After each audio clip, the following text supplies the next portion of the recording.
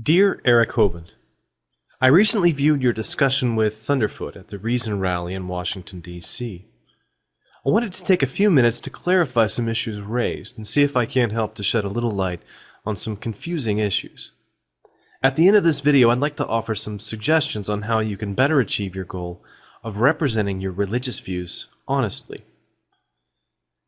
The key point on which you and Thunderfoot seemed to disagree was a very important question of whether reality exists independent of the observer. This is something philosophers all the way from Plato to the modern day have been exploring. I'm not a philosopher by training or profession, but I think I can give you a short introduction to a few interesting thought experiments in what is called if an independent reality exists. I'm going to start with some soft examples from movies and TV that you might already be familiar with. 1. The Truman Show. Starring Jim Carrey as Truman, this movie came out in 1998. It told the story of a man who was born on the set of a reality TV show, growing up under the camera's eye, completely unaware that his every choice, his every word was being broadcast to a TV audience. The small island town he lives in is actually a TV set built in a giant dome. All his friends, his family, his co-workers are actors. Everyone is aware of how artificial this reality is, except Truman. He believes all the experiences he has to be genuine, never knowing, until the movie's climax, that he's the star of a TV show. He completely believes the experience of his senses, his genuine interactions with the people around him. But in reality, he's been completely fooled. So here's the challenge. How can you be sure that you aren't on the Eric Hovind show? What if your belief in God is just the result of the director of your particular show trying to incorporate some comedy elements for the audience's amusement? Remember that you can't trust your own senses because they're being actively deceived by people acting behind the scenes. 2. Star Trek holodecks. I don't know if you like science fiction as much as I do, Eric, but I recall when I first watched Star Trek The Next Generation that the holodeck was one of the things that most captured my imagination. It creates a realistic holographic representation of anything it's programmed for. The regular rules of physics can be suspended. Cause and effect can be altered. History or fiction created at will. People in the holodeck are unable to tell it from the real world until the door to the other reality is opened, and the worlds can even be populated with holographic beings with apparent thoughts and feelings of their own. Now, how do you know that you aren't in a holodeck right now, either as a, quote, real person who doesn't know it's a hologram, or as in one episode, a hologram yourself, convinced of the reality of the simulation you exist in? Are there any tests that you could perform from within the simulation that would reveal that it was not truly an ultimate or objective reality? 3. The Matrix. This doesn't seem like your kind of movie, Eric, but it's a very strict illustration of the much older thought experiment called the brain in a vat scenario. The entire human race are plugged into a shared virtual reality, feeding sensory data directly to our brains, so that we are essentially living in a world that does not exist, interacting with other, quote, real humans, but our senses are lying to us all the time about things as fundamental as our name, our age, and whether we are walking or laying down. The Matrix is the consensual hallucination that the human race experiences. Eric, the question of whether the universe exists is not as simple as most people think. Your questions presume that we can only have reason and logic if reality exists independently. That's not necessarily true. A matrix-like illusion could be created where 2 plus 2 equals 5 every single time. Your brain looks at 2 fingers on one hand, 2 fingers on the other, but when putting them into one view, they suddenly become 5. You wouldn't consider this to be unusual because your brain would be conditioned to accept these altered laws of mathematics.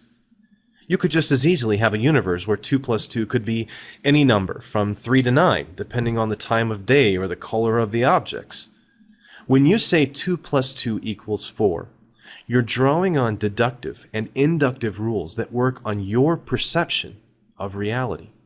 Your perception could be wrong, though, and there's no easy solution to this problem of global skepticism. You might also be familiar with Plato's allegory of the cave. In it, two prisoners are imprisoned from birth in such a way that they can't move their arms, legs, or even move their heads to the side. Behind them, people are carrying figures that block light from a fire, producing the shadows that are the only things the prisoners can observe. The prisoners mistake the shadows on the cave wall for the real things themselves, and their limited experience gives them no way to know that outside the cave is an entire world of real things. Yet they become very excited when one of them can predict which shadow will pass on the wall next.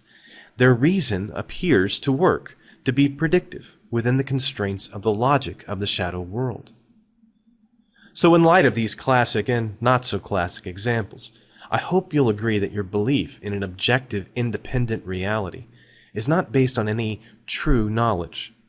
Thunderfoot's points were mostly about the provisional nature of knowledge, and this is a key concept in the philosophy of science. I can't tell you that the law of conservation of mass is true or false, real or unreal. I accept it provisionally as appearing to be predictive and being useful to my imperfect perception.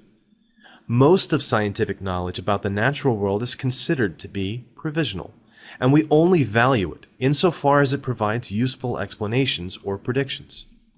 If the reality we experience is the result of a mad scientist experiment where we are all brains in a jar hooked up to electrodes, science and reason still has some utility.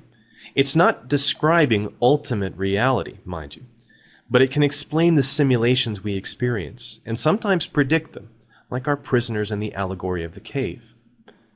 Thunderfoot's point was that inserting the assumption of a ghost that never lies, your religious belief, is not much different than inserting the assumption of a universe where the laws of logic are simply a fact of the universe.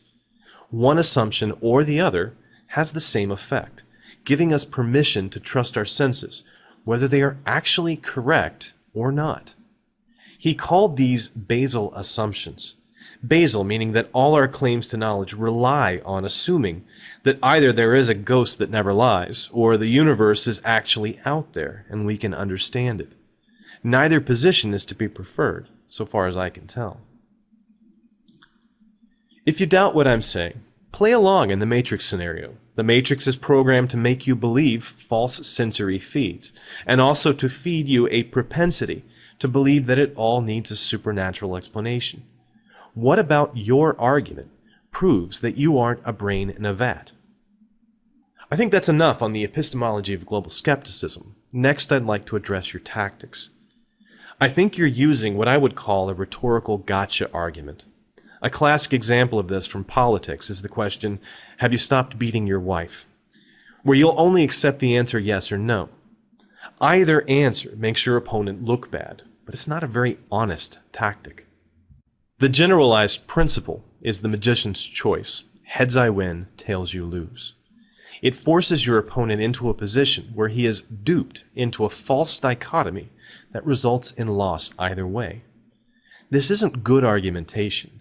In fact, it makes you look like your argument is so weak that you must resort to entrapping people into gotchas that they can't legitimately escape. The problem with these, and the reason you failed to get a planned response from Thunderfoot, is that smart people see the manipulation, the dishonesty, underneath them and refuse to play along. Thunderfoot did the right thing in not giving a thoughtless yes or no answer to the question.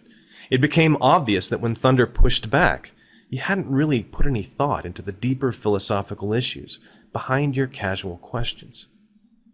I don't think this tactic is in the best tradition of witnessing for your beliefs. If you can't represent your faith with honesty, then you make the arguments against you even stronger. Most non-believers in the English-speaking world live, work, and spend every day surrounded by Christians. Many of us are former believers. Some of us have read the Bible cover to cover, or studied philosophy and theology. A lot of us are pretty good at argumentation and reason. The chances are that your dishonest, clumsy argument does more harm than good to your side. I'll show you exactly how it feels to be on the other end of a rhetorical gotcha, and this will be my last question to you, Eric. Please answer yes or no. Do you feel any guilt for profiting from the sale of DVDs to the gullible? Thanks for watching.